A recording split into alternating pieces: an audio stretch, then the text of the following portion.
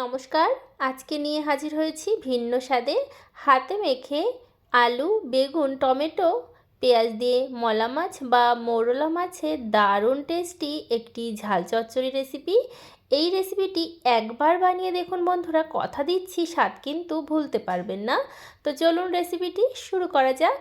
তো এখানে আমি আগে থেকে বেগুন এরকম লম্বা লম্বা করে একটু সরু সরু করে কেটে নিয়েছি।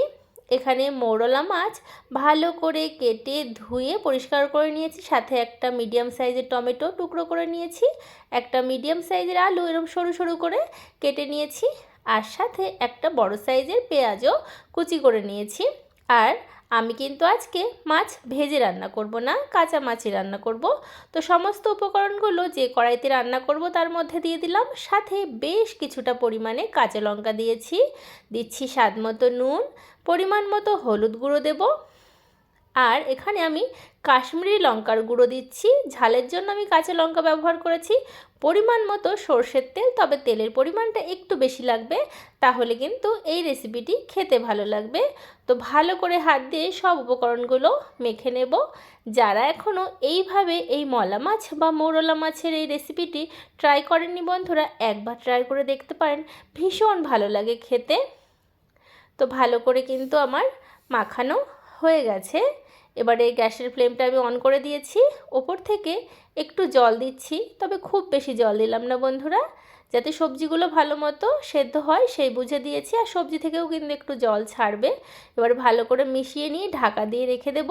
যতক্ষণ না রান্নাটা পুরোপুরি কমপ্লিট হচ্ছে ততক্ষণ কিছুক্ষণ বন্ধুরা মিনিট দুয়েক মতো হাই ফ্লেমে রান্না করব, তারপরে গ্যাসের ফ্লেমটা মিডিয়াম টু লো হিটে রেখে রান্নাটা করে নেব। তো কিছুক্ষণ পরে ঢাকনাটা তুলে নিয়েছি। তো দেখুন বন্ধুরা, জল কিন্তু অনেকটাই শুকিয়ে এসেছে আর রান্নাটা অলমোস্ট হয়েও এসেছে।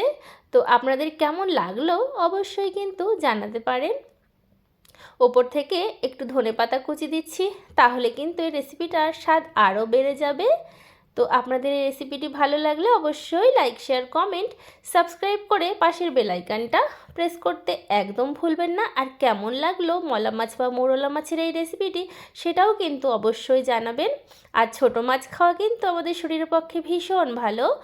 তো দেখুন তৈরি হয়ে গেছে দারুণ টেস্টি আলু, বেগুন, টমেটো দিয়ে মলা মাছ বা মৌরলা মাছের ঝাল চচ্চড়ি অথবা বাটি চচ্চড়ি।